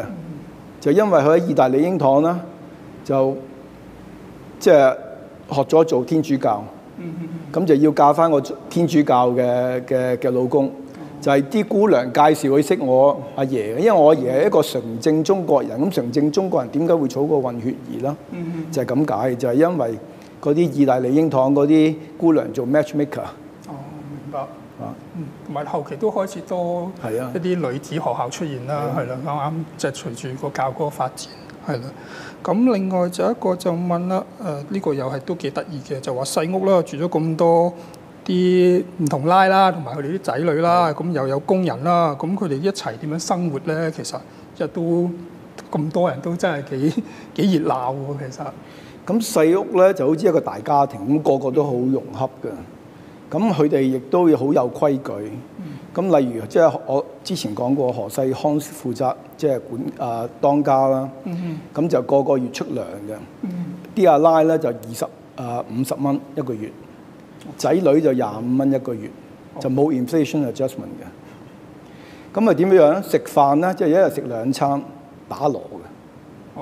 嗰啲叫大棒飯，即係 common 嘅。即係定時定候。定時定候，就幾多個餸、幾多個湯咁樣就一定㗎啦。就3圍上人，就4圍下人，就咁樣計嘅。咁啲阿奶譬如瞓得晏啦，唔中意食咧，咁你自己搞掂啦，就 out of your allowance。咁譬如我今晚唔食飯啦，我要我個妹仔去廚房，即係有個 common 嘅廚房，即係豉油鹽啊、米嗰啲就公家嘅。但係我話我要食燕窩，咁呢啲喺你個 allowance 就你自己買咯。咁咪嗰啲咪自己買咯。咁何金堂咧就喺細屋 overnight， 但係朝頭早咧去食早餐咧，去食西餐嘅。西餐咧就係由金堂弟個 chef 煮西餐，就由一個工人叫做阿慶咧，就玩上江德道俾佢食嘅。玩上去。係。哇！咁都幾邪㗎。係咯，我哋都有啲老距離咁其實。老爺食完早餐咧，就落嚟金堂弟，就同奶奶 say good morning， 之後先至翻工嘅，即係規矩係咁嘅。夜晚就翻去細屋。咁譬如 weekend 咧，就同啲阿奶打麻雀啊，或者睇大戲。睇親大戲咧，就係一定有13拉粉嘅，因為嗰個做戲中意做戲噶嘛。咁啊帶啲最錫嗰幾個細佬哥去睇戲啦。就即係個生活咧係好和諧嘅。即係其實佢每日都會嚟一嚟規矩嘅，係咯。咁但係點解佢又唔嚟埋呢度食早餐咧？即係陪阿媽咁，但係特登要個廚師上去拎上去。佢要威啊嘛。咁我記得我以前即係我啲姑姐講佢細個，即係講緊1920年咁上下啦。1920年嗰個年代啦，即係譬如我啲姑姐喺聖心讀書啦，佢哋喺西摩度住啦。咁啊，放學經過呢度咧，都入嚟 say hello 噶。如果見到個外公咧，好 happy 個外公即刻揞個袋啦，俾個金仔你㗎。即係成袋都係金仔嘅派嘅。哇！好重㗎都。係啊，即係何金堂係咁闊佬嘅。明白。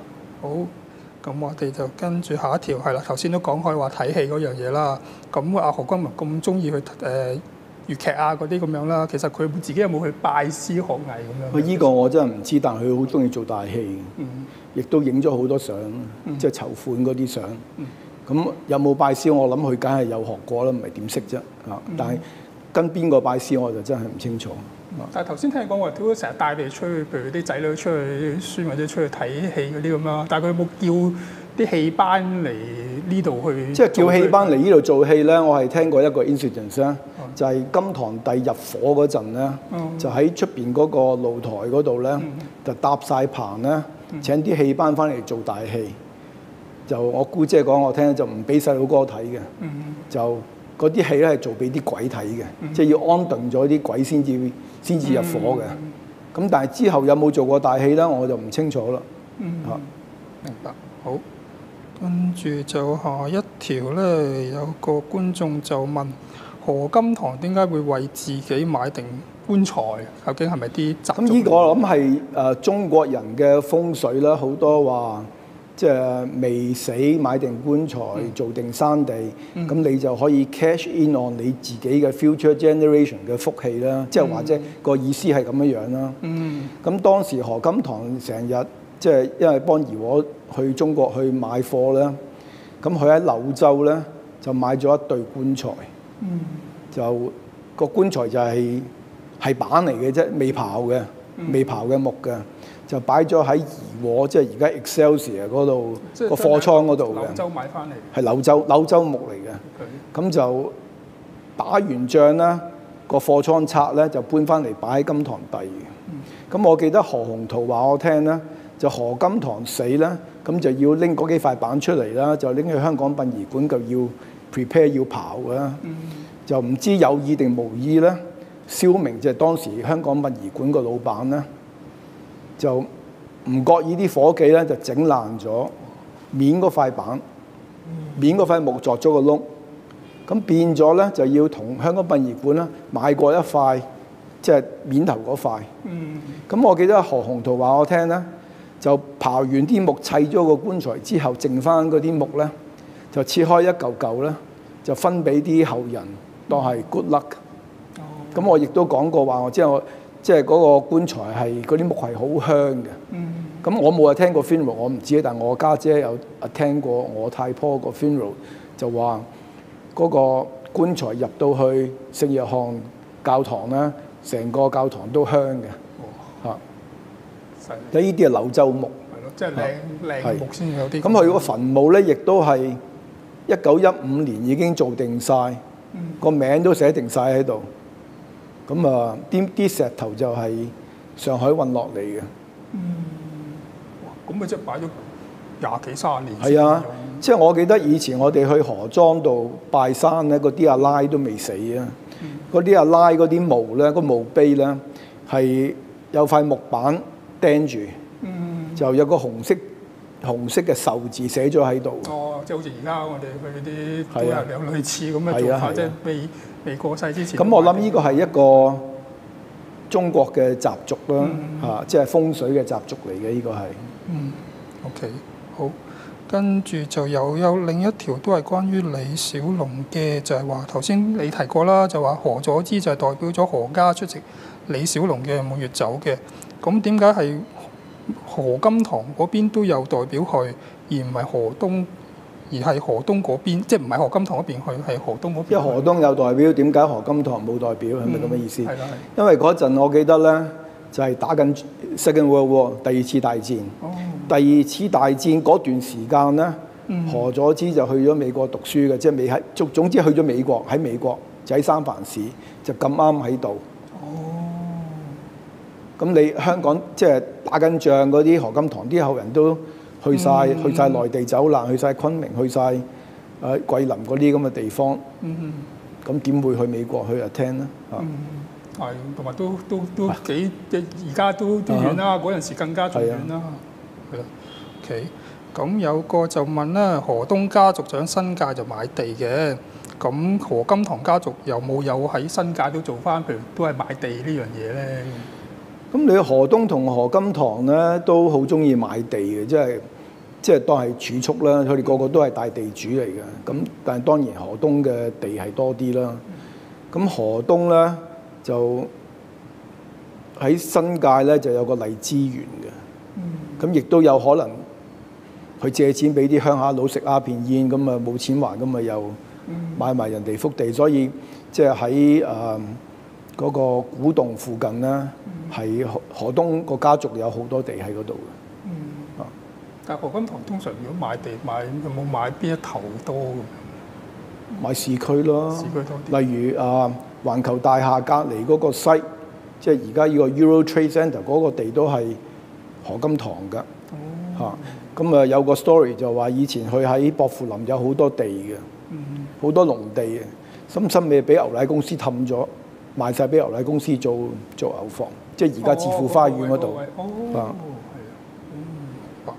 OK， 咁就有另一個就問，就話喺網上就睇到何金堂就出席呢個日軍投降嘅儀式嘅相，不過就應該如果投降儀式就應該就會喺當而家嘅禮賓府啦，即係當時嘅係港督府啦。咁就話據説就話周俊年都有出席嘅，咁佢就話呢個就係香港僅有嘅兩位華人代表出席呢個儀式嘅。咁佢就問點解會淨係得佢兩個咧？咁即係當時嘅華人嘅架勢堂都好多啦，有周壽臣啊，有羅旭和啊，即係點解嗰啲又冇出席咧？就係因為周壽臣咧同埋羅旭和咧，就喺日本佔領期間咧，就做咗華人代表。咁就英國咧就覺得你有少少背叛，咁變咗就嗰啲冇得邀請。咁何金堂就有可能即係政治正確啦。例如佢做咗，即係日本人委任佢做馬會嘅主席，佢都做咗一個好短時間。咁何榮都有份啦，何榮即係何東個即係何福個仔過契咗俾何東，因為佢當時係匯豐銀行個買辦啊嘛，咁買辦身份梗係有資格去督憲庫咯嚇。明白。好，跟住咧，我哋答多幾條啦。咁就有一個就問啦，何金堂可以40幾歲啦就退到休啦嚇，係啊，呢個大家都好羨慕嘅呢樣。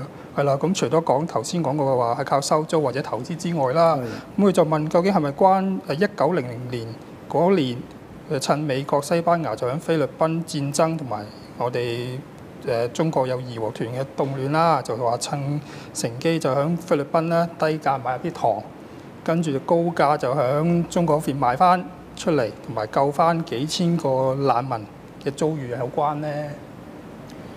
即係記我爸爸媽媽有講過啦，就喺嗰個即係嗰個 Spanish-American War 嗰段時間，即係嗰個 Boxer Rebellion 嗰定係義和團我都唔清楚啦。即係嗰段時間啦，就佢哋即係佢哋有好多船，就走落去小呂宋嗰度咧，就買啲糖。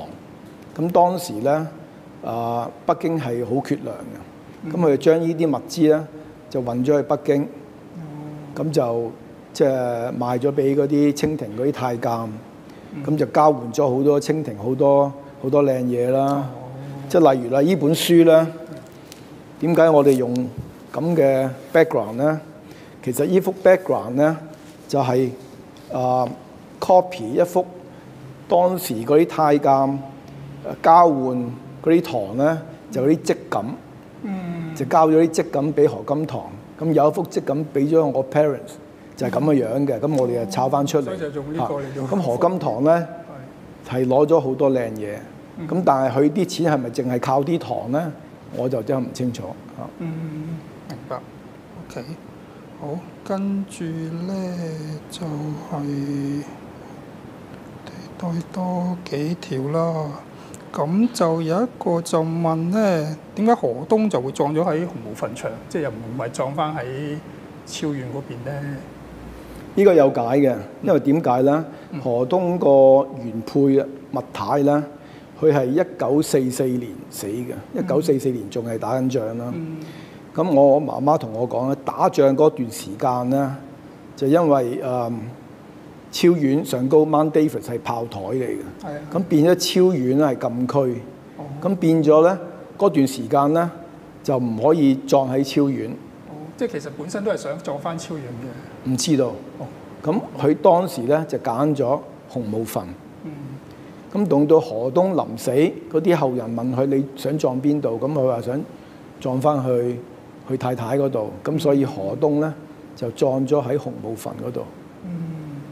但係最後就冇話想搬翻去超遠，又冇諗過呢樣嘢。葬咗落去咧就唔好對鬥去啦，唔利是嘅。明白。好，咁就睇下先嚇，我哋答多幾條啦。咁就有位朋友就問阿謝生可以多講少少何世禮將軍嘅一啲嘅古仔，因為佢話覺得何世將軍就係你哋家族嘅歌名。何世禮我真係唔係好熟佢喎，即係要我講佢就變咗唔係咁 appropriate。因為我同佢真係唔係太熟。OK， 明白。好，咁就另外頭先有講過阿何金堂都幾信風水啦。咁佢究竟當時有冇啲咩好似御用風水師啊嗰啲咁樣，定係佢自己又都有學嘅，或者去係咯自己睇下，定係真係揾人睇下，定點樣嘅咧？佢自己信風水㗎，但係佢跟邊個師傅我真係唔清楚。嗱，我講個古仔你聽啦，即係風水佬就呃你10年8年。當時何東個阿媽就葬咗喺超遠墳場，個 direction 就向住東邊嘅，向住東邊就啱啱對面薄扶林道咧，就有間屋咧，就個騎樓係尖嘅紅色嘅，就對正佢媽媽嗰個掛墓。咁何金堂就話：呢個係唔好風水，一定要買咗間屋。點知嗰個屋主咧就唔肯賣俾何金堂，就啱啱嗰年咧，就我諗即係 late 20s 啦，去到 late 30s 啦，嗰10年啦，何家咧都唔知死咗幾多個男丁。即係我媽媽同我講啦，着黑衫啦，着咗10年。因為點解咧？即係我哋好 Chinese 嘅，我哋啲規矩咧就係死老豆啦，就着黑衫着3年；死阿叔啦、死阿爺咧就着1年。咁嗰幾年我媽媽就死咗個阿爺，死咗幾個阿叔，一個跟一個，咁咪着服都着咗10年啦。喺嗰段時間咧，就真係何家嗰啲風水好曳，啲男丁死咗好多個，又唔見咗好多錢，即係差唔多破產咁嘅樣，就冇破產。咁係到第2次世界大戰，日本仔落咗個炸彈炸爛咗間屋啦，咁就之後啲嘢就冇事。咁啲風水佬信唔信就唔知啦，真係。真係信係啦，信真有，不信真冇啦，真係。咁就好啦，仲有啲咩問題咧？咁又係啦，都有一個就係講緊，但係關於都係講緊超遠墳場嗰樣嘢啦。咁究竟係咪由風水師去揀個位咧？其實個位我真係唔知喎，即係我睇翻政府嗰啲 records 咧，以前即係 Mount David 嗰度都係亂葬崗嚟喎，啲好多人亂葬咗啲先人啲殘骸喺嗰度。咁係何金堂負責，即係將嗰啲即係亂葬崗嗰啲人掘起，就 properly 去埋葬咗喺近住碧瑤灣附近嗰啲地方，先至再同政府去申請依幅地嘅。咁依幅地係咪風水好好咧？我就唔清楚啦。咁我相信即係如果咁緊張風水，梗係要自己住嘅地方風水好先至好啦。明白。Okay. 好。咁有一個就問咧，就關於金堂第呢度咧。係。咁何金堂最初其實未起呢一座 building 之前，已經住緊喺呢度嘅。不過以前就好似係分開2-3間屋啦。係。咁其實最初有冇話特別咩原因係揀咗呢個位嚟住咧？其實呢個我唔清楚，但係當時嘅有錢嘅本地人咧，大部分都係住半山區嘅。即係堅道啊、羅便臣道已經係最高啦，再高啲都係啲西洋人啊，山頂就唔好講啦，唔到你住啦。啲西洋人就多數喺羅便臣道啊、江德道嗰啲地方。咁半山區係一個即係有錢人嘅地方咯，嚇。明白。OK，咁就睇下先啊，我來搭多一條啦。咁就睇下先啊，可以就話。呢個又問得幾特別，不過我真係唔知有冇乜關係啦。就何金堂同埋何東佢哋同我哋宋慶齡佢哋3姊妹咧，其實有冇啲乜嘢聯繫咁樣咧？其實呢個我唔清楚呢個。係咯，因為就咁睇翻史料，又好似唔係好覺佢哋有特別嘅一啲嘅聯繫咁樣嘅。咁就今日嘅時間都差唔多啦，咁我哋都好再一次多謝阿鄭之士先生啦，係啦，同埋頭先阿丁新豹教授啦，幫我哋做多謝丁博士啊，真係詳細嘅講解啦。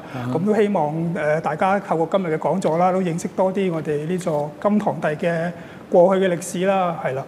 咁就都好多謝今日咁多位觀眾嘅支持嘅。咁今日時間到啦，咁下次再見啦，拜拜。拜拜。